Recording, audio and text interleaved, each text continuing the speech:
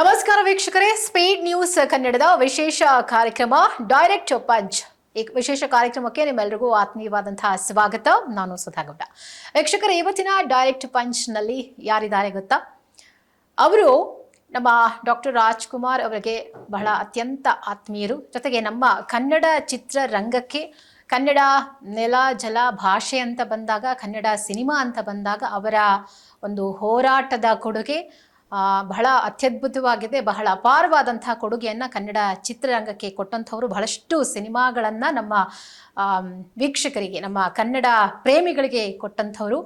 ಅಖಿಲ ಕರ್ನಾಟಕ ಡಾಕ್ಟರ್ ರಾಜ್ಕುಮಾರ್ ಅಭಿಮಾನಿ ಸಂಘದ ರಾಜ್ಯಾಧ್ಯಕ್ಷರು, ಚಲನಚಿತ್ರ ನಿರ್ಮಾಪಕರು, ವಿತರಕರು, ಜೊತೆಗೆ ನಟರು. ಸೊ ಇದೆಲ್ಲವನ್ನ ಬಹಳ ಅಚ್ಚುಕಟ್ಟಾಗಿ ನಿಭಾಯಿಸಿದಂತಹ ನಿಮ್ಮೆಲ್ಲರ ಪ್ರೀತಿಯ ಸಾರಾ ಗೋವಿಂದ್ ಅವರು ನಮ್ಮ ಜೊತೆಗಿದ್ದಾರೆ. ಬನ್ನಿ ಅವನ ಕಾರ್ಯಕ್ರಮಕ್ಕೆ ವೆಲ್ಕಮ್ ಮಾಡೋಣ. ಸರ್ ನಮಸ್ತೆ, welcome to the show. Sara Govind ಅವರ ಬಗ್ಗೆ ತಿಳ್ಕೊಳ್ಳೋದು ಬಹಳಷ್ಟಿದೆ. ಯಾಕಂದರೆ ಆಗಿನ ಕನ್ನಡ ಚಿತ್ರರಂಗದ ಬಗ್ಗೆ ಬಹಳಷ್ಟು ವಿಚಾರಗಳು ಗೊತ್ತಿರಲಿಕ್ಕಿಲ್ಲ, ಒಳಗಿನ ರಹಸ್ಯಗಳ ಬಗ್ಗೆ ಗೊತ್ತಿಲ್ಲ, ಸಾಕಷ್ಟು ವಿವಾದಗಳಾಯಿತು, ಒಂದಷ್ಟು ಆರೋಪಗಳು ಕೇಳಿಬಂತು. ಅದು ಯಾವುದಕ್ಕೂ ಇವತ್ತಿಗೂ ನಮಗೆ ಕ್ಲಾರಿಟಿ ಇಲ್ಲ. ಸೊ ಹಾಗಾಗಿ ನಾವು ಚಿತ್ರರಂಗದ ಬಗ್ಗೆ ಮಾತನಾಡೋಕ್ಕಿಂತ ಮುಂಚೆ ಸಾರಾ ಗೋವಿಂದ್ ಅವರು ಚಿತ್ರರಂಗಕ್ಕೆ ಎಂಟ್ರಿ ಆಗಿದ್ದು ಯಾವಾಗ ಆ್ಯಂಡ್ ಎಲ್ಲಿಯವರು ಸಾರಾ ಗೋವಿಂದ್ ಅವರು ಅಂತ? ನಾನು ಹುಟ್ಟಿ ಬೆಳೆದಿದ್ದು ಮೈಸೂರು ಜಿಲ್ಲೆ KR ನಗರ ತಾಲೂಕು ಸಾಲಿಗ್ರಾಮ. ಪಾರ್ವತಮ್ಮನವರು ಕೂಡ ಅಲ್ಲೇ ಅವರು, ನಮ್ಮೂರಿನವರು. ಅವ್ರ ತಂದೆಯವರು ಮಾಸ್ಟರ್ ಆಗಿದ್ದರು. ಅವರೆಲ್ಲರ ಓಡಾಟ ನನಗೆ. ಜೊತೆಗೆ ಇವತ್ತೇನು ರಾಜ್ಕುಮಾರ್ ಅಳಿಯ ಅಂತ ಅನ್ನಿಸ್ಕೊಂಡಿದ್ದಾರೋ ಎಸ್.ಎ. ಗೋವಿಂದರಾಜ್ ಅವರು, ನಾನು ಅವರು ಇಬ್ಬರು ಒಂದೇ ತರಗತಿಯಲ್ಲಿ ಒಂದೇ ಬೆಂಚಿನಲ್ಲಿ ಕೂತ್ಕೊಂಡು ಓದ್ತಾ ಇದ್ದಂಥ ಗೆಳೆಯರು. ಓಕೆ. ಸೊ ಅಲ್ಲಿಂದ ಈ ಸಿನಿಮಾ ಜರ್ನಿ ಶುರುವಾಗುತ್ತೆ. ಆಮೇಲೆ ಡಾಕ್ಟರ್ ರಾಜ್ಕುಮಾರ್ ಅವ್ರ ಮನೆಯಲ್ಲಿ ನೀವು ಕೆಲಸ ಮಾಡ್ತಾ ಇದ್ರಂತೆ, ಹೌದಾ? ರಾಜ್ಕುಮಾರ್ ಸಿನಿಮಾ ಸಂಬಂಧಪಟ್ಟಂತ ಕೆಲಸವಾ? ಇಲ್ಲ, ಏನಿಲ್ಲ. ನಮ್ಗೆ ಯಾವ ಕೆಲಸ ಇದೆ? ಅಲ್ಲೇ ಬೇಕಾದಷ್ಟು ಕೆಲಸ ಇದೆ, ಕೆಲಸದವ್ರು ಇದ್ದಾರೆ. ರಾಜ್ಕುಮಾರ್ ಮನೆಯಲ್ಲಿ ಒಬ್ಬನಾಗಿದ್ದೆ, ಅವರ ತಮ್ಮನಾಗೋ ಅವ್ರ ಸಹೋದರನಾಗೋ. ಎಸ್.ಎ. ಗೋವಿಂದರಾಜ್ ಹಿಂಗ್ ಮನೇಲಿ ಇರ್ತಿದ್ರು, ಹಾಗೆ ನಾನು ಇರ್ತಿದ್ದೆ ಮನೆಯಲ್ಲಿ. ಅಂದ್ರೆ ರಾಜ್ಕುಮಾರ್ ಅವ್ರಿಗೆ ಇಷ್ಟವಾದ ಅಡಿಗೆಗಳನ್ನ ಮಾಡ್ಕೊಡ್ತಾ ಇದ್ರಂತೆ? ಅವ್ರಿಗೆ ಇಷ್ಟವಾದ ಅಡಿಗೆ ಮಾಡ್ಕೊಡ್ತಾ ಇದ್ರಂತೆ? ನನಗೆ ಅಡಿಗೆನೇ ಮಾಡಕ್ ಬರಲ್ಲ, ಇವನ್ ನಾನು ಕಾಫಿನೇ ಮಾಡಕ್ ಬರಲ್ಲ. ಇದೆಲ್ಲ ಊಹಾಪೋಹ. ನೋಡಿ, ಅಲ್ಲಿಂದನೇ ಶುರುವಾಗಿದೆ. ಅಯ್ಯೋ, ಮಾತಾಡೋರ್ಗೇನು. ನನಗೆ ನಿಮ್ಮ ನಂಬಲ್ಲ, ನನಗೆ ಕಾಫಿ ಮಾಡಕ್ ಬರಲ್ಲ ಇಲ್ಲಿಯವರು. ಓಕೆ. ಈಗ ಡಾಕ್ಟರ್ ರಾಜ್ಕುಮಾರ್ ಅವ್ರ ಅವ್ರ ಮನೇಲಿ ಇಬ್ರು ಬೆಳಕವಾಡಿ ಅಂತ ಹೇಳ್ಬಿಟ್ಟು, ಆ ಬೆಳಕವಾಡಿಯಿಂದ ಒಬ್ಬ ಹುಡುಗ ಬಂದಿದ್ದ, ಅಷ್ಟು ಚೆನ್ನಾಗಿ ಅಡುಗೆ ಮಾಡ್ಕೊಡ್ತಿದ್ದ ಅವ್ರಿಗೆ. ಆಮೇಲೆ ಇಬ್ರು ಹೆಂಗಸರು ಅಡುಗೆ ಮಾಡೋರು ಇದ್ರು, ಎಲ್ಲ ಇದ್ರು. ನಾವೇನು ಮಾಡ್ಕೊಡ್ಬೇಕಾಗಿರ್ಲಿಲ್ಲ. ಅದು ಅಯ್ಯಯ್ಯೋ, ಅದೆಲ್ಲ ಸುಮ್ಮನೆ ಹೇಳೋದಕ್ಕೇನು, ಏನ್ ಬೇಕಾದ್ರೂ ಹೇಳ್ಬೋದು. ಆಮೇಲೆ ಸರ್, ಈಗ ಡಾಕ್ಟರ್ ರಾಜ್ಕುಮಾರ್ ಅವರ ಅಭಿಮಾನಿಗಳ ಸಂಘ ಯಾವಾಗ ಹುಟ್ಕೊಳ್ತು ಸರ್? ನೋಡಿ, ಹೀಗೆ ನಾನು ಪ್ರೊಡಕ್ಷನ್ ರಾಜ್ಕುಮಾರ್ದೆಲ್ಲ ಪೂರ್ತಿ ನಾನು ಯಾವ ಲೆವೆಲ್ಗೆ ಹೋದೆ ಅಂದರೆ, ರಾಜ್ಕುಮಾರ್ ಕುಟುಂಬದವ್ರಿಗಿನ್ನ ನನ್ನನ್ನು ಜಾಸ್ತಿ ಇಷ್ಟಪಡೋಕ್ಕೆ ಶುರು ಮಾಡಿದ್ರು ರಾಜ್ಕುಮಾರ್ ಅವರು. ನನ್ನ ವ್ಯಕ್ತಿತ್ವ, ನನ್ನ ಕೆಲಸ, ನಾನು ಪ್ರೊಡಕ್ಷನಲ್ಲಿ ಕಂಟ್ರೋಲ್ ಮಾಡ್ತಿದ್ದು, ಆ ಪ್ರೊಡಕ್ಷನ್ ಹುಡುಗರನ್ನ ನೋಡ್ಕೊಳ್ತಿದ್ದು, ಪ್ರೊಡಕ್ಷನ್ಗೆ ಏನು ಬೇಕು ಎಲ್ಲ ವ್ಯವಸ್ಥೆ, ಆ ಶೂಟಿಂಗ್ ಸ್ಪಾಟಲ್ಲಿ ಏನಾಗಬೇಕು ಎಲ್ಲ ಮಾಡ್ತಿದ್ನಲ್ಲ, ಅದನ್ನು ನೋಡಿ ರಾಜ್ಕುಮಾರ್ ಅವ್ರಿಗೆ ಭಾಳ ಖುಷಿ ಆಗೋಯ್ತು. ಯಾಕೆಂತ ಹೇಳಿದ್ರೆ, ನಾನು ಆ ಸಂದರ್ಭದಲ್ಲಿ ಕೇವಲ ಒಂದು 4 ಅವರ್ 5 ಅವರ್ ನಿದ್ದೆ ಮಾಡ್ತಿದ್ದೆ. ಪೂರ್ತಿ ಆ ಸಿನಿಮಾಗೆ ತೊಡಗಿಸಿದ್ದೆ. ರಾಜ್ಕುಮಾರ್ ಅವ್ರಿಗೆ ಅದು ತುಂಬ ಇಷ್ಟ ಆಯಿತು. ಸಿನಿಮಾ ಅಂದರೆ ಏನು, ಸಿನಿಮಾಗೆ ಏನೇನು ಬೇಕು ಅನ್ನೋದನ್ನ ವ್ಯವಸ್ಥೆನ ಸಾರಾ ಗೋವಿಂದು ಹೆಂಗೆ ಮಾಡ್ತಾನೆ ಆ ಗೋವಿಂದು, ಅಲ್ಲಿಂದ ನನ್ನ ಮೇಲೆ ಬಹಳ ಪ್ರೀತಿ ರಾಜ್ಕುಮಾರ್ ಅವರು. ಆಮೇಲೆ ಪಾರ್ವತಮ್ಮ ರಾಜ್ಕುಮಾರ್ ಅವರು ಮತ್ತೆ ಡಾಕ್ಟರ್ ರಾಜ್ಕುಮಾರ್ ಅವ್ರಿಗೆ ಇಬ್ರಿಗೂ ಬಹಳ ಆತ್ಮೀಯರಾಗಿದ್ರು. ಶಿವರಾಜ್ ಕುಮಾರ್, ರಾಘಣ್ಣ, ಪುನೀತ್ ರಾಜ್ಕುಮಾರ್ ಅವ್ರನ್ನ ಎತ್ತಿ ಆಡಿಸಿ ಬೆಳೆಸಿದ್ದು, ಅದೆಲ್ಲ ಮಾಡಿದ್ವಿ, ಎತ್ತಿ ಆಡಿಸಿದ್ದೀವಿ. ಅದರಲ್ಲೂ ಪುನೀತ್ ಅಂತೂ ನಮ್ಮ ಮಡ್ಲಲ್ಲಿ ಇಟ್ಕೊಂಡು ಬೆಳೆಸ್ತಾರೆ ನಾವು, ಪುನೀತ್ ರಾಜ್ಕುಮಾರ್. ಅದೆಲ್ಲ ಅಭಿಮಾನಿ ಸಂಘ, ನೀವು ಒಬ್ಬ ಅಭಿಮಾನಿಯಾಗಿ ಅದನ್ನ ಸಂಘ ಕಟ್ಟಿದ್ದ? ಅದಕ್ಕೆ ಬರ್ತೀನಿ. ನಾನು ಯಾವತ್ತೂ ರಾಜ್ಕುಮಾರ್ ಅವರು ಬೆಂಗಳೂರಿಗೆ ಏನಾದರೂ ಶೂಟಿಂಗ್ ಬಂದ್ರಮ್ಮ, ಆ ಜನಸಮೂಹನ ಕಂಟ್ರೋಲ್ ಮಾಡೋಕ್ಕಾಗ್ತಿರ್ಲಿಲ್ಲ. ಅವ್ರು ನೋಡಬೇಕು, ಅವ್ರ ಜೊತೆ ಫೋಟೋ ತೆಗಿಸ್ಬೇಕು, ಅವ್ರ ಜೊತೆ ಮಾತಾಡಬೇಕು. ಇಷ್ಟು ನಾನು ಅಣ್ಣವ್ರಿಗೆ ಹೇಳಿದೆ, ಅಣ್ಣ ಹಿಂಗೆ ತುಂಬ ಜನ ಬರ್ತಾರೆ, ನಾನು ಯಾವ ಒಬ್ಬ ಅಭಿಮಾನಿಗೂ ಬರೆದವ್ರಿಗೆ ಯಾವತ್ತೂ ನಿರಾಸೆ ಮಾಡಲಿಲ್ಲ. ಅವ್ರನ್ನ ತೃಪ್ತಿಪಟ್ಟೇ ಕಳಿಸ್ತಾ ಇದ್ದೆ. ಯಾಕೆಂತ ಹೇಳಿದ್ರೆ, ದೂರದಿಂದ ಇಲ್ಲಿಂದನೂ ಬರ್ತಾರೆ ರಾಜ್ಕುಮಾರ್ ನೋಡೋಕ್ಕೆ. ನಾವು ಹತ್ತಿರದಿಂದನೇ ಇಷ್ಟಪಡ್ತೀವಿ ದಿನ ನೋಡೋರು. ಯಾವತ್ತೋ ಒಂದು ದಿವಸ ಎಲ್ಲಿಂದನೋ ಬಂದು ಇವ್ರು ಹುಡುಗೋ ಬಂದಾಗ, ಅವಾಗ ರಾಜ್ಕುಮಾರ್ ಒಂದು ಮಾತು ಹೇಳಿದ್ರು, ಯಾರೇ ಬಂದರೂ ಅವ್ರನ್ನ ನಿರಾಶೆ ಮಾಡಬೇಡಿ, ನೋಡಿ ನನ್ನ ಹತ್ರ ಮಾತಾಡಿಸಿ ಫೋಟೋ ತೆಗೆಸ್ಕೊಂಡು ಕಳಿಸಿ, ಏನೇ ತೊಂದರೆ ಆದ್ರೂ ಆ ಕೆಲಸ ನೀವು ಮಾಡಬೇಕು ಅಂತ. ಆ ಸಂದರ್ಭದಲ್ಲಿ ಶೂಟಿಂಗ್ ಎಲ್ಲ ನಡೀತಾ ಇರುವಾಗ ಒಂದು ಸೀನ್ ಆದಮೇಲೆ, ಒಂದು ಶಾಟ್ ಆದಮೇಲೆ ಮತ್ತಿನ್ನೇ ಲೈಟಿಂಗು ಮತ್ತೊಂದೆಲ್ಲ ಮಾಡ್ಕೋಬೇಕಲ್ಲ, ಆವಾಗ ರಾಜ್ಕುಮಾರ್ ಅವರು ಫ್ರೀಯಾಗಿ ಕೂತಿರೋರು. ಆವಾಗ ನಾನು ಅವ್ರನ್ನ ಕರ್ಕೊಂಡು ಹೊರಗಡೆ ಬರ್ತಿದ್ದೆ. ಹೊರಗಡೆ ಎಲ್ಲ ಅಭಿಮಾನಿಗಳಿಗೂ ಅವ್ರನ್ನ ಅಣ್ಣವ್ರನ್ನ ತೋರಿಸಿ ಅವ್ರ ಜೊತೆ ಫೋಟೋ ತೆಗೆಸ್ಕೊಂಡು ಮಾತಾಡಿಸ್ಕೊಂಡು, ಅವ್ರು ಹಿಂಗೆ ಅಂದರೆ ಯಾವೂರಿನವ್ರು ನೀವು, ಎಲ್ಲಿಂದ ಬಂದಿದ್ದೀರಾ ಅಂತ ಕೇಳೋದ್ರ ಜೊತೆಗೆ ಊರಲ್ಲೆಲ್ಲ ಮಳೆ ಚೆನ್ನಾಗಾಗಿದೆಯಾ, ಇದನ್ನೆಲ್ಲ ಒಬ್ಬ ಕಲಾವಿದ ಅದನ್ನೆಲ್ಲ ಕೇಳ್ತಾರೆ ಅಂದರೆ ಅವ್ರಿಗೆ ಎಷ್ಟು ಖುಷಿ ಆಗುತ್ತೆ. ಹಿಂಗೆ ನಾನು ಯಾರು ಒಬ್ಬರನ್ನು ಕೂಡ ನಿರಾಶೆಯಿಂದ ಕಳಿಸ್ತಾ ಇಲ್ಲ. ಅಂದ್ರೆ ಪಾರ್ವತಮ್ಮವ್ರನ್ನ ಬಿಟ್ರೆ ಬಹುಶಃ ಸಾರಾ ಗೋವಿಂದ್ ಅವ್ರನ್ನ ಬಿಟ್ಟು ರಾಜ್ಕುಮಾರ್ ಅವ್ರು ಏನೂ ಕೆಲಸ ಮಾಡ್ತಾ ಇರಲಿಲ್ಲ. ಸತ್ಯ ಅದು. ಒಂದು ಕಾರ್ಯಕ್ರಮಕ್ಕೆ, ಯಾವುದಾದ್ರೂ ಕಾರ್ಯಕ್ರಮ ಸಾರ್ವಜನಿಕವಾಗಿ ಏನೇ ವಿಚಾರಗಳಿದ್ರು ಸಾರಾ ಗೋವಿಂದ್ ಅವ್ರನ್ನ ಕೇಳಿ ಮಾಡ್ತಾ ಇದ್ರು ಡಾಕ್ಟರ್ ರಾಜ್ಕುಮಾರ್. ಸತ್ಯ ಅದು. ಅಮ್ಮವರು ಇನ್ಸ್ಟ್ರಕ್ಷನ್ ನೋಡಿ, ನೀವೆಲ್ಲರೂ ಫಂಕ್ಷನ್ಗೆ ಹೋಗ್ಬೇಕಾದ್ರೆ ಅವನು ನಿಮ್ಮ ಜೊತೆ ಇರ್ತಾನೆ, ನೀವು ಇದು ಮಾಡಿಕೊಂಡು ಅಮ್ಮವ್ರ ಇನ್ಸ್ಟ್ರಕ್ಷನ್. ಅವಾಗ ನಾನು ಯಾವುದೇ ಕಾರ್ಯಕ್ರಮ ಅವ್ರದ್ದು ಸಾರ್ವಜನಿಕವಾಗಿ ಕಾರ್ಯಕ್ರಮಕ್ಕೆ ಒಪ್ಕೊಳ್ತಾರೆ. ಒಪ್ಕೊಂಡು ಹೋಗುವಾಗ ಆ ಜನಸಮೂಹ ಹೆಂಗಿರೋದು ಅಂದರೆ ಅವ್ರನ್ನ ಹೆಂಗೆ ಕರ್ಕೊಂಬರೋದೇ ದೊಡ್ಡ ವಿಷಯ. ಆ ಸಂದರ್ಭದಲ್ಲಿ ನಾನು ನನ್ನ ನಂಬಿಕಸ್ಥ ಒಂದು 50 ಹುಡುಗರನ್ನ ಪೊಲೀಸ್ ಇರ್ತಿದ್ರು, 4-5 ಜನ ಪೊಲೀಸರು ಕಂಟ್ರೋಲ್ ಮಾಡ್ಕೊಂಡು ಹೋಗೋರು.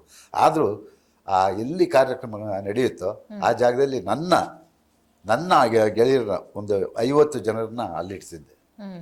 ಅಣ್ಣವ್ರು ಬರುವಾಗ ಅವ್ರನ್ನ ಕವರ್ ಮಾಡಿ ಅವ್ರನ್ನ ಸ್ಟೇಜ್ವರೆಗೆ ಕರ್ಕೊಂಡೋಗಿ ಬಿಟ್ಟು ಬರಬೇಕು. ಆ ಕೆಲಸ ಹೋಗೋವರೆಗೂ ಅವ್ರು ಇರಬೇಕು. ಅಕಸ್ಮಾತ್ ಏನೋ ನಾನು ಯಾವುದೋ ಶೂಟಿಂಗ್ ಹೊರಗಡೆ ಇದ್ದರೆ, ಅಣ್ಣವ್ರದ್ದು ಮುಗ್ದೋಗಿರುತ್ತೆ ಶೂಟಿಂಗು, ಅವ್ರು ಬಂದುಬಿಟ್ಟಿರ್ತಾರೆ, ಕಾರ್ಯಕ್ರಮಕ್ಕೆ ಹೋಗ್ಬೇಕು, ನಾನು ಅಲ್ಲಿದ್ದೇನೆ. ರೀ ಅಕ್ಕವ್ರು ಹೇಳೋರು, ರೀ ಕಾರ್ಯಕ್ರಮ ಲೇಟಾಯಿತು ರೆಡಿಯಾಗಿ ಅಂತದೆ. ಎಲ್ಲಿ ಗೋವಿಂದನೇ ಬಂದಿಲ್ವಲ್ಲ ಇನ್ನು, ಅವ್ನು ಶೂಟಿಂಗಲ್ಲಿದ್ದಾನೆ, ಓಡ್ ಬಂದ್ಬಿಡೋಣ. ಇಲ್ಲ ಅವ್ನು ಬರಲಿ. ಆಗ ನನಗೆ ಇಲ್ಲೇ ನಾನು ಅವಾಗ ಈ ಮೊಬೈಲ್ ಇಲ್ಲ ಏನಿಲ್ಲ, ಯಾವುದೋ ನಾವಿರೋ ಜಾಗಕ್ಕೆ ಒಂದು ಫೋನ್ ನಂಬರ್ ಕೊಡ್ತಿದ್ದೋ, ಅಲ್ಲಿ ಬೇಗ ಬರಪ್ಪ ಕಾಯ್ತಾವ್ರೆ ಅಣ್ಣವರು ಫಂಕ್ಷನ್ಗೆ ಹೋಗ್ಬೇಕು, ಅಲ್ಲಿಂದ ನಾನು ಬಂದ್ಬಿಡ್ತಿದ್ದೆ. ಅವಾಗ ಎಸ್ ಎ ಗೋವಿಂದರಾಜ್ ಅವರು ಅದನ್ನ ನೋಡ್ಕೊಳ್ತಾರೆ. ಭಾಳ ಲಕ್ಕಿ ಅನ್ಸುತ್ತಲ್ವಾ ಸರ್ ನೀವು? ಭಾಳ ಲಕ್ಕಿ ಅಲ್ಲ, ಜೀವನದಲ್ಲಿ ಅದೊಂದೇ ನನಗೆ. ಯಾಕೆಂದರೆ ಎಲ್ಲೋ ಒಂದು ಕಡೆ ದೂರದಿಂದ ರಾಜ್ಕುಮಾರ್ ನೋಡಿ ಇಷ್ಟಪಡಬೇಕು, ಅದನ್ನ ನೋಡಿ ಕಣ್ ತುಂಬ್ಕೋಬೇಕು ಅಂತಿದ್ದವನಿಗೆ ಆ ಸಂಬಂಧ ಬೆಳೀತಲ್ಲ. ಅದಕ್ಕೆ ಇವತ್ತು ನಾನು ಯಾವುದೇ ಕೆಲಸ ಮಾಡಿದ್ರು, ಯಾವುದೇ ಕಾರ್ಯಕ್ರಮ ಮಾಡಿದ್ರು, ನನ್ನನ್ನು ಅಲ್ಲಿಗೆ ಕರ್ಕೊಂಡೋಗ್ಬಿಟ್ಟಲ್ಲ ನನ್ನ ಸ್ನೇಹಿತ ಎಸ್ ಎ ಗೋವಿಂದರಾಜ್. ಅವರನ್ನು ಯಾವತ್ತೂ ಕೂಡ ನಾನು ನೆನೆಸ್ಕೋತೀನಿ. ಮೊನ್ನೆ ಒಂದು ಎಲ್ಲರೂ ಸೇರಿ ಒಂದು 72ನೇ ವರ್ಷದ ಒಂದು ಅಭಿನಂದನಾ ಸಮಾರಂಭ ಮಾಡಿದ್ರು. ನನಗೆ ಯಾವತ್ತು ಗೌರವಿಸಬೇಕು ಮುಖ್ಯಮಂತ್ರಿಗಳು ಎಲ್ಲ. ಆ ಸಂದರ್ಭದಲ್ಲಿ ನಾನು ಈ ಸ್ಟೇಜಲ್ಲಿ ಇವತ್ತು ರಾಜ್ಯ ಮಟ್ಟದಲ್ಲಿ ನನ್ನನ್ನು ಜನ ಗುರ್ತಾ ಇದ್ದಾರೆ ಅಂದರೆ ಅದಕ್ಕೆ ಕಾರಣ ಎಸ್ ಎ ಗೋವಿಂದರಾಜ್. ನನಗಿನ್ನ ಮುಂಚೆ ಅವ್ರನ್ನ ಕೂರಿಸಿ, ಗಂಡ ಹೆಂಡರಿಗೆ ಕೂರಿಸಿ ಅವ್ರಿಗೆ ಅಭಿನಂದನೆ ಮಾಡಿದೆ. ಯಾಕೆಂದ್ರೆ ನೆನೆಸ್ಕೋಬೇಕಲ್ಲ, ಅವರಿಲ್ಲದೆ ನಾನು ಖಂಡಿತ ಕರ್ಕೊಂಡೋಗಿ ಬಿಟ್ಟಿದ್ದೆ ಅವರಲ್ವ. ಈಗ ಸರ್, ಈಗ ಡಾಕ್ಟರ್ ರಾಜ್ಕುಮಾರ್ ಅಭಿಮಾನಿಗಳ ಸಂಘ ಹೇಗೆ ಹುಟ್ಕೊಳ್ತು ಅನ್ನುವಂಥ ವಿಚಾರ ನಾನು ಕೇಳಿದೆ. ಇವಾಗ ಅಭಿಮಾನಿ ಸಂಘ ಅಂತ ಆ ಟೈಮ್ನಲ್ಲಿ ಇದ್ದಾಗ ಏನೇನು ಮಾಡ್ತಾ ಇತ್ತು ಅಭಿಮಾನಿಗಳ ಸಂಘದಿಂದ, ಏನೇನು ಕೆಲಸಗಳಾಗ್ತಾ ಇತ್ತು? ನನಗಿನ್ನ ಮುಂಚೆ ಅಭಿಮಾನಿ ಸಂಘ ಇತ್ತು. ನಾನು ಆ ಅಭಿಮಾನ ಸಂಘ ಪ್ರಾರಂಭ ಮಾಡೋದಕ್ಕೆ ಮುಂಚೆ ಅಭಿಮಾನಿಗಳ ಸಂಘ ಕೇಂದ್ರ ಕಚೇರಿ ಮೈಸೂರಲ್ಲಿತ್ತು, ಹುಂಟಿಕೊಪ್ಪಲು. ಅಲ್ಲಿ ರಾಮೇಗೌಡ ಅಂತ ಹೇಳ್ಬಿಟ್ಟು ಒಬ್ಬ ರಾಜ್ಯಾಧ್ಯಕ್ಷ, ರಾಮೇಗೌಡರು ಅಂತ ಅಲ್ಲಿದ್ದ. ಇಲ್ಲಿ ಕೆಲವರು ಬಹಳಷ್ಟು ಜನ ಇಲ್ಲಿ ಅಭಿಮಾನಿಗಳು. ಫಸ್ಟ್ ರಾಜ್ಕುಮಾರ್ ಅಭಿಮಾನಿಗಳ ಸಂಘ ಶುರುವಾಗಿದ್ದೆ ಮೈಸೂರಲ್ಲಿ ಶುರು ಆಯಿತು. ಮೈಸೂರಲ್ಲಿ ನಾನು ಅವಾಗೆಲ್ಲ ನನ್ನ ಸಂಪರ್ಕದಲ್ಲಿದ್ದರು. ಅವರೆಲ್ಲ ಬಂದಾಗ ನಾನು ಅವ್ರನ್ನ ಕರ್ಕೊಂಡೋಗಿ ಅಣ್ಣವ್ರ ಹತ್ರ ನಿಲ್ಲಿಸಿ ಫೋಟೋ ತೆಗೆಸಿ ಅವ್ರ ಹತ್ರ ಮಾತಾಡಿಸಿ, ಎಲ್ಲ ಇವರು ರಾಮೇಗೌಡರು ಮೈಸೂರು ನಮ್ಮ ರಾಜ್ಯಾಧ್ಯಕ್ಷರು ಅಂತ ಎಲ್ಲ ಪರಿಚಯ ಮಾಡಿಕೊಡ್ತಿದ್ದೆ. ಯಾರು ಒಬ್ಬ ಅಭಿಮಾನಿನೂ ಕೂಡ ಅಭಿಮಾನಿ ಸಂಘದವ್ರನ್ನ ನಾನು ಅಷ್ಟು ಗೌರವದಿಂದ ನೋಡ್ಕೊಳ್ತಾ ಇದ್ದೆ, ಅವ್ರನ್ನ ಇದು ಮಾಡ್ತಾಯಿದ್ದೆ. ಆ ಸಂದರ್ಭದಲ್ಲಿ ಏನಾಯಿತು, ಈ ಗೋಕಾಕ್ ಚಳುವಳಿ ಪ್ರಾರಂಭ ಆಯಿತು. ಬಹುಶಃ ಇವತ್ತು ಎಲ್ಲರೂ ಮಾತಾಡ್ಬೋದು, ಅವತ್ತು ಗೋಕಾಕ್ ಚಳುವಳಿಗೆ ಕರ್ಕೊಂಡ್ಬಂದಿದ್ದು ಅವ್ರಿಗೆ ಆ ವಿಷಯ ಪ್ರಸ್ತಾಪ ಮಾಡಿದ್ದು ನಾನು. ಬನ್ನಿ ಏನಾಯ್ತು? ಗೋಕಾಕ್ ಚಳವಳಿಗೆ. ಹೌದು, ಏನಾಯಿತು? ಗೋಕಾಕ್ ಚಳುವಳಿ ಅದು ಭಾಷಾ ಚಳುವಳಿ. ಹ್ಮ್ ಭಾಷಾ ಚಳುವಳಿ. ಹ್ಮ್ ಆ ಗೋಕಾಕ್ ವರದಿ ಜಾರಿ ಆಗಬೇಕು ಅಂತ ಹೇಳ್ಬಿಟ್ಟು ನೋಡಿ, ಪಿ ಲಂಕೇಶ್, ಭರ್ಗೂರು ರಾಮಚಂದ್ರಪ್ಪನವರು, ಚಂದ್ರಶೇಖರ್ ಪಾಟೀಲ್ ಪುಟ್ಟಪ್ಪನವರು ಅಂಥವ್ರು, ಚಿದಾನಂದ ಮೂರ್ತಿ ಅಂಥವ್ರು, ಎಲ್ಲ ಸಾಹಿತಿಗಳು ಕೂಡ ಹೋರಾಟ ಮಾಡ್ತಾಯಿದ್ದಾರೆ ಬೆಂಗಳೂರಲ್ಲಿ. ಹೋರಾಟ ನಡೀತಾ ಇದೆ. ಆವಾಗ ಕಬ್ಬನ್ ಪಾರ್ಕಲ್ಲಿ ಅನುಮತಿ ಕೊಡ್ತಾಯಿದ್ರು. ಅಲ್ಲಿ 1, 2, 3, 10 ಗುರ್ತು ಹಾಕ್ಕೊಂಡು ಅವರವರವರೇ ಚಳುವಳಿ ಮಾಡ್ತಾಯಿದ್ರು. ಆ ಸಂದರ್ಭದಲ್ಲಿ ಸರ್ಕಾರ ಇವ್ರನ್ನ ಕ್ಯಾರೆ ಅನ್ನಲಿಲ್ಲ ಸಾಹಿತಿಗಳ ಹೋರಾಟಕ್ಕೆ. ಕ್ಯಾರೆ ಅನ್ನಲಿಲ್ಲ. ಸಾಹಿತಿಗಳಿಗೆಲ್ಲ ಒಂದು ರೀತಿ ಏನೋ ಒಂಥರ ಅವಮಾನ ಆದಂಗೆ ಆಯಿತು ಅವ್ರಿಗೆ. ಅವ್ರು ನಾವು ಯಾರು ನೀವು, ಯಾಕೆ ಹೋರಾಟ ಮಾಡ್ತಾ ಇದ್ದೀರಾ ಅಂತ ಕರೆಸಿ ಮಾತಾಡೋವಂಥ ವ್ಯವಧಾನ ಕೂಡ ಸರ್ಕಾರಕ್ಕಿರಲಿಲ್ಲ. ಆ ಟೈಮಲ್ಲಿ ಡಾಕ್ಟರ್ ರಾಜ್ಕುಮಾರ್ ಎಂಟ್ರಿ ಕೊಟ್ಟರು. ಆ ಟೈಮಲ್ಲಿ ಸಾಹಿತಿಗಳೆಲ್ಲ ಸೇರಿಕೊಂಡ್ರು. ಸಾಹಿತಿಗಳೆಲ್ಲ ಒಂದೇ ಕೂಗು. ಈ ಒಂದು ಚಳುವಳಿಗೆ, ಈ ಒಂದು ಹೋರಾಟಕ್ಕೆ ಒಂದು ಶಕ್ತಿ ಅಂತ ರಾಜ್ಕುಮಾರ್ ಅವರು ಈ ಹೋರಾಟಕ್ಕೆ ಬರಬೇಕು ಅಂತ ಹೇಳ್ಬಿಟ್ಟು ಹೇಳ್ತಾಯಿದ್ರು. ಮಾಧ್ಯಮದಲ್ಲಿ ಅವರು ಕೇಳ್ಕೊಂಡ್ರು, ರಾಜ್ಕುಮಾರ್ ಇದಕ್ಕೆ ಬರಬೇಕು, ಮುಂಚೂಣಿಯಲ್ಲಿ ನಿಂತ್ಕೋಬೇಕು ಅಂತ ಹೇಳಿ. ಆಗ ಈ ಒಂದು ಶಕ್ತಿ ಬರುತ್ತೆ ಈ ಹೋರಾಟಕ್ಕೆ ಅಂತ ಹೇಳ್ಬಿಟ್ಟು. ಆ ಸಂದರ್ಭದಲ್ಲಿ ಅವತ್ತು ಒಂದಿನ ನೈಟು ನಾನು ಪ್ರತಿ ವಾರ 15 ದಿವಸ ಒಂದ್ಸರಿ ಮೈಸೂರು ಚೆನ್ನೈಗೆ ಹೋಗ್ತಿದ್ದೆ. ಅವಾಗ ಹೋಗುವಾಗೆಲ್ಲ ನನ್ನ ಕೆಲಸ ಏನು ಗೊತ್ತಾ, ನಾನು ಎಷ್ಟು ದಿನ ಒಂದು ವಾರ ಬಿಟ್ಟು ಹೋಗಿದ್ದೀನಿ ಅಂದ್ಕೊಳ್ಳಿ, ಒಂದು ವಾರದ ಪೇಪರ್ ಎಲ್ಲ ತೊಗೊಂಡೋಗ್ಬೇಕು. ಸುಧಾ, ವಾರಪತ್ರಿಕೆ, ಪ್ರಜಾಮತ ಇವನ್ನೆಲ್ಲ ತೊಗೊಂಡೋಗ್ಬೇಕು. ನನ್ನ ಜವಾಬ್ದಾರಿ ಅದು. ಯಾಕೆ? ರಾಜ್ಕುಮಾರ್ ಅದೆಲ್ಲ ಓದಬೇಕು. ಆ ಪತ್ರಿಕೆ ಅವ್ರು ಚೆನ್ನೈನಲ್ಲ, ವಾರಪತ್ರಿಕೆ, ಸುಧಾ, ಪ್ರಜಾಮತ ಇವನ್ನೆಲ್ಲ ಅವರು ಓದೋದಕ್ಕೆ ತುಂಬ ಖುಷಿ. ಅದನ್ನು ತೊಗೊಂಡೋದೆ. ನಾನು ರೈಲ್ವೆ ಸ್ಟೇಷನ್ಗೆ ಹೋದೆ. ರೈಲಲ್ಲಿ ರಾತ್ರಿ 10 ಗಂಟೆ 15 ನಿಮಿಷಕ್ಕೆ ಟ್ರೈನು, ಬೆಳಗ್ಗೆ 6 ಗಂಟೆಗೆ ಅಲ್ಲಿಗೆ ಹೋಗುತ್ತೆ. ಆ ಸಂದರ್ಭದಲ್ಲಿ ನಾನು ಹೋಗ್ತಾ ಇರುವಾಗ ಒಬ್ಬ ಪೋಸ್ಟರ್ ಅಂಟಿಸ್ತಾ ಇದ್ದ ಗೋಡೆ ಮೇಲೆ. ಹಾಗೆ ನಾನು ನಡ್ಕೊಂಡು ಹೋಗ್ತಾ ಇದ್ದೆ ರೈಲ್ವೆ ಸ್ಟೇಷನ್ ಹತ್ರ. ಏನಪ್ಪ ಪೋಸ್ಟ್ರು ಅಂತ ಕೇಳಿದೆ. ಅದೇ ಸರ್ ಗೋಕಾಕ್ ಚಳುವಳಿ ಇದು ಅಂದ. ಒಂದು ಕುಡೀಲಿ ಅಂದೆ, ಕೊಟ್ಟ. ಅದನ್ನು ಪ್ಯಾಕ್ ಮಾಡ್ಕೊಂಡು ತೊಗೊಂಡದ್ದು. ಅವತ್ತು ಬೆಳಗ್ಗೆ 6 ಗಂಟೆಗೆ ಟ್ರೈನ್ ಇಳಿದು ಮನೆಗೆ ಹೋದೆ. ಮನೆಗೆ ಹೋದರೆ 7 ಗಂಟೆ ಟೈಮ್ನಲ್ಲಿ ಅಣ್ಣವರು ಚೇರ್ ಹಾಕ್ಕೊಂಡು, ಅವ್ನು ಚಿಕ್ಕ ವರಂಡ ಇದೆ ಅಲ್ಲಿ ಮನೆ ಮುಂದೆನೇ, ಸಿಟ್ಔಟ್ ಅಲ್ಲಿ ಭಗವಾನ್ ಅವರು ನಮ್ಮ ಅಣ್ಣವರು ಇಬ್ಬರು ಕಾಫಿ ಕುಡ್ಕೊಂಡು ಮಾತಾಡ್ತಾ ಕೂತಿದ್ದಾರೆ. ನಾನು ಗೇಟ್ ತೆಗೆದು ಒಳಗಡೆ ಎಂಟ್ರಿ ಕೊಟ್ಟೆ. ಬನ್ರಿ ಬಂದು ಯಾವಾಗ್ರಿ ಬಂದ್ರಿ ಅಂದರು. ಅಣ್ಣ ಈಗ ಬಂದೆ ಅಂತ ಹೇಳಿದ್ರು. ಏನು ಕೊಡ್ರಿ ಅದೆಲ್ಲ ತಂದಿದ್ದೀರಾ ಅಂದರು. ಆಮೇಲೆ ತಗೊಂಡೋಗಿ ಕೊಟ್ಟೆ. ಎಲ್ಲ ನೋಡಿದ್ರು. ಆಮೇಲೆ ಪೋಸ್ಟು ನೋಡಿದ್ರು. ಇದೇನಿದು ಅಂದರು. ಚಳವಳಿ ಆದಮೇಲೆ ಇದೇನು ಸಿನಿಮಾ ಪೋಸ್ಟ್ ಇದ್ದಂಗಿದೆ, ಏನಿದು ಅಂದರು. ಅಣ್ಣ ಇದು ಗೋಕಾಕ್ ಚಳುವಳಿ ಅಂತ ಹೇಳ್ಬಿಟ್ಟು ಆ ಎಲ್ಲ ಸಾಹಿತಿಗಳು ಹೋರಾಟ ಮಾಡ್ತಾ ಇದ್ದಾರೆ. ಆ ಪತ್ರಿಕೆಯಲ್ಲಿದೆ ನೋಡಿ, ನಿಮ್ಮನ್ನ ಅವರು ಆಹ್ವಾನ ಮಾಡಿದ್ದಾರೆ ಈ ಹೋರಾಟಕ್ಕೆ ಅಂತ. ಅವಾಗ ಭಗವಾನ್ ಅವರು ಇದ್ದರು. ಅಣ್ಣ ನಿಮ್ಗೆ ಹೇಳೋದು ಮರ್ತ್ಬಿಟ್ಟಿದ್ದೆ, ನಾನು ಪೇಪರ್ ನೋಡಿದೆ, ಅಲ್ಲಿ ಎಲ್ಲ ಹೋರಾಟ ಮಾಡ್ತಾ ಇದ್ದಾರೆ, ತಿಂಗಳಾನುಗಟ್ಟಲೆಯಿಂದ ಹೋರಾಟ ಮಾಡ್ತಾ ಇದ್ದಾರೆ. ಸರ್ಕಾರ ಕ್ಯಾರೆ ಅಂತ ಇಲ್ಲ, ನೀವು ಬರಬೇಕು ಆ ಹೋರಾಟಕ್ಕೆ, ನೀವು ನಿಂತ್ಕೋಬೇಕು ಅಂತ ಹೇಳ್ತಾ ಇದ್ದಾರೆ ಅಂತ ಹೇಳಿದ್ರು. ಹೌದೇನ್ರಿ ಗೋವಿಂದು, ಕೊಡ್ರಿ ಇಲ್ಲಿ ಆ ಪೇಪರ್ನ. ಹೌದಾ ಅಂದರು. ಹೌದಣ್ಣ, ನೀವು ಬರಬೇಕಣ್ಣ ಅಂತಾರೆ. ರೀ ಅವಾಗ